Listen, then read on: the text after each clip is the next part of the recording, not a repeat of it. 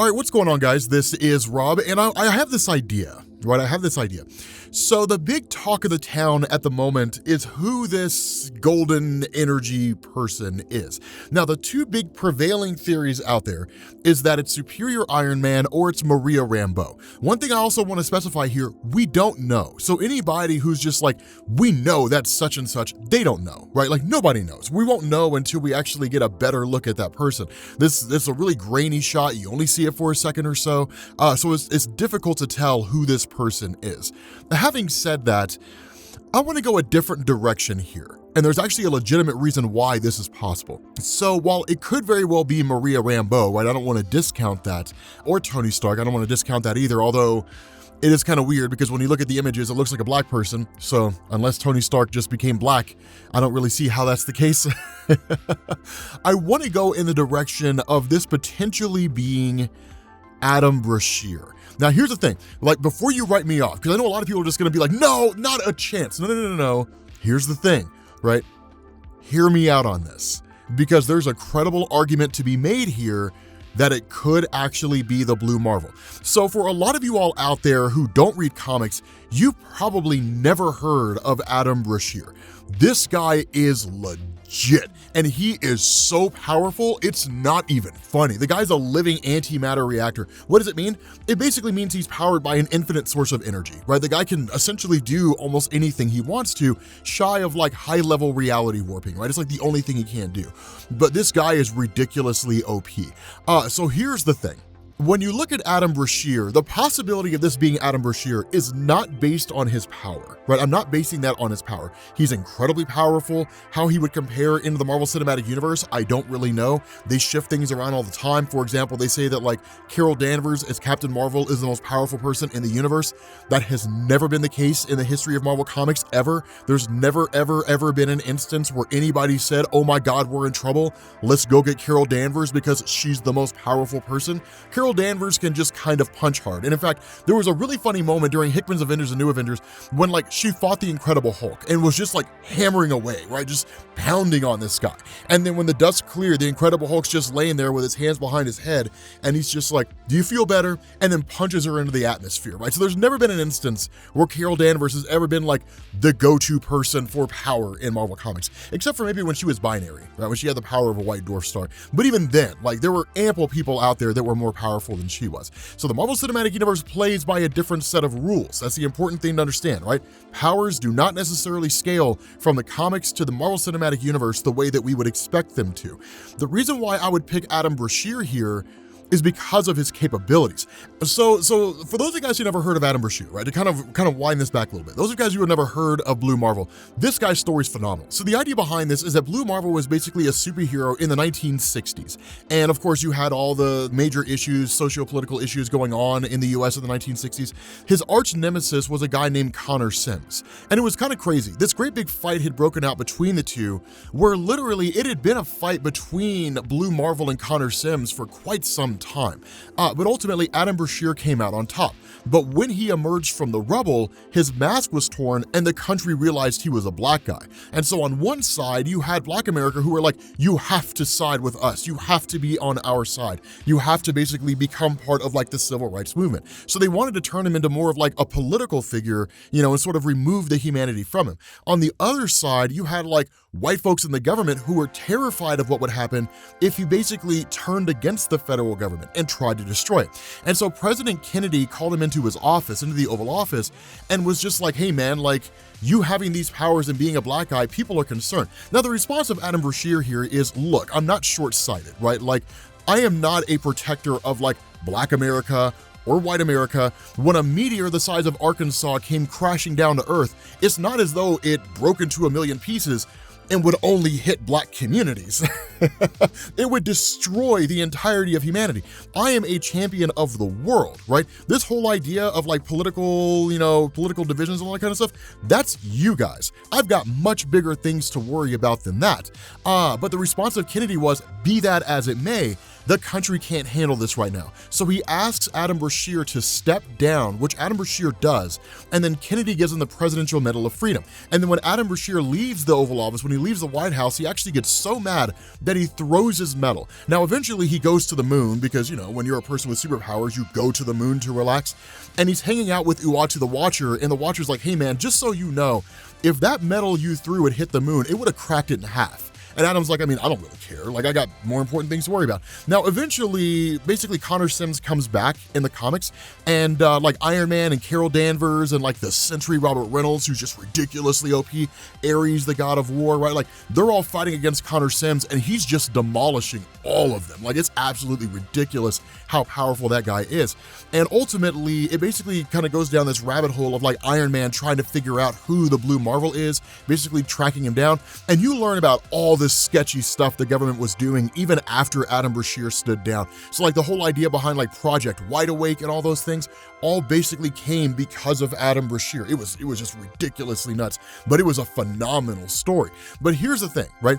If this movie, Doctor Strange 2, right, and this potential character, if this had popped up like 10 years ago, I would have said, okay, yeah, no way it's Adam Brashear. It'd be cool, but no, there's no possibility that it's him because Adam Brashear hasn't done anything significant, right? He had a really, really cool origin story. He was brought back into the fold by Iron Man. He eventually led, or at least was part of, the second iteration of the Mighty Avengers alongside Luke Cage, Monica Rambeau, and all those guys, which was really, really awesome, right? He did some cool stuff. But this in the more recent years has changed entirely.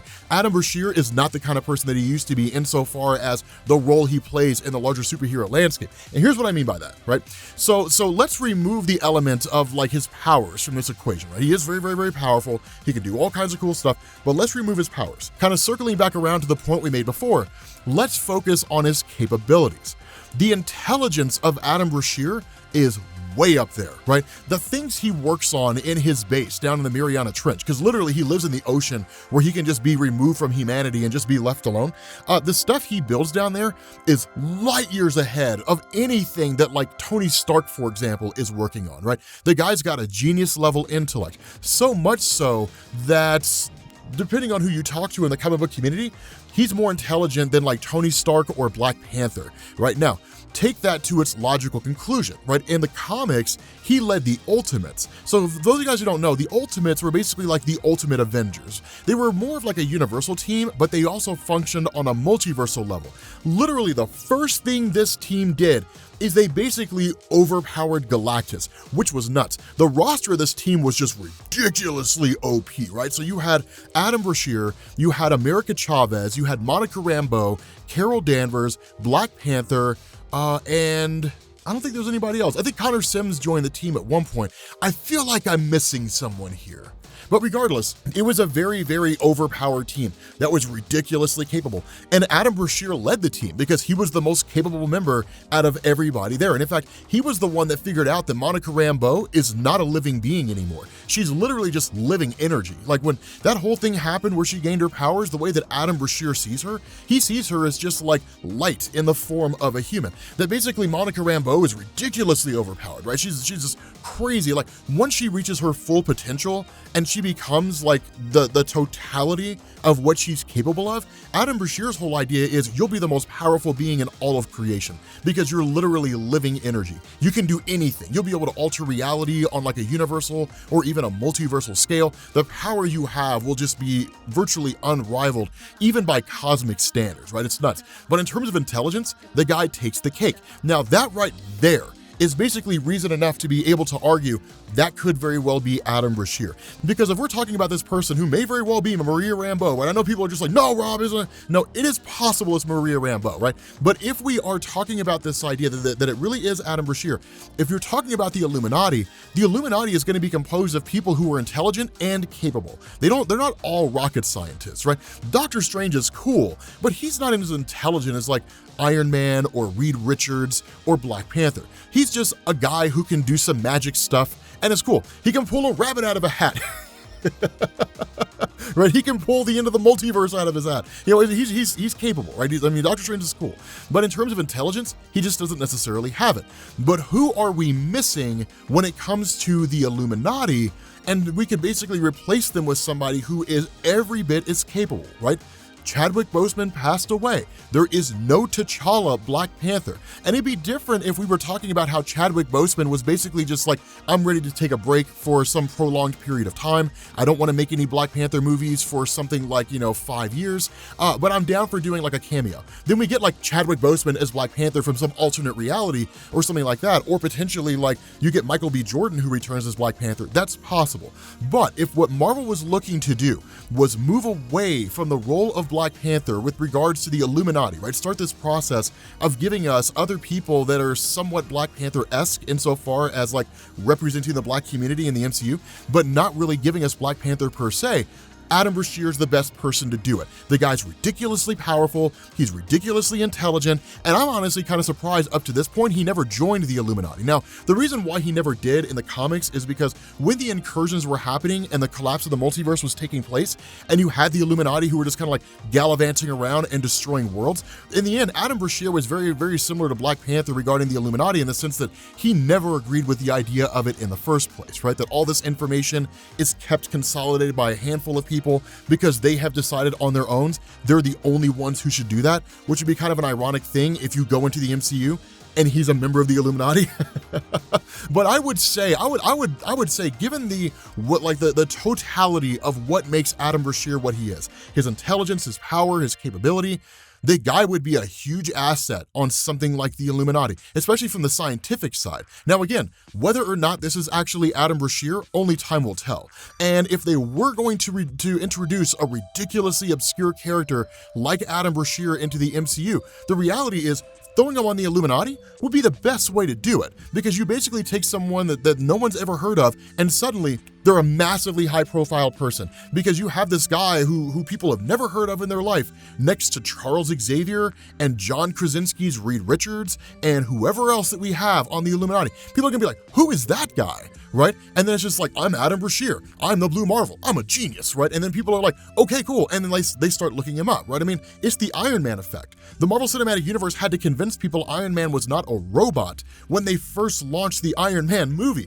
Most people didn't know who he was. We know who he is now, but back then, he was basically obscure to the non-comic book reader, right? There were a lot of people that they knew about Spider-Man, Batman, Superman.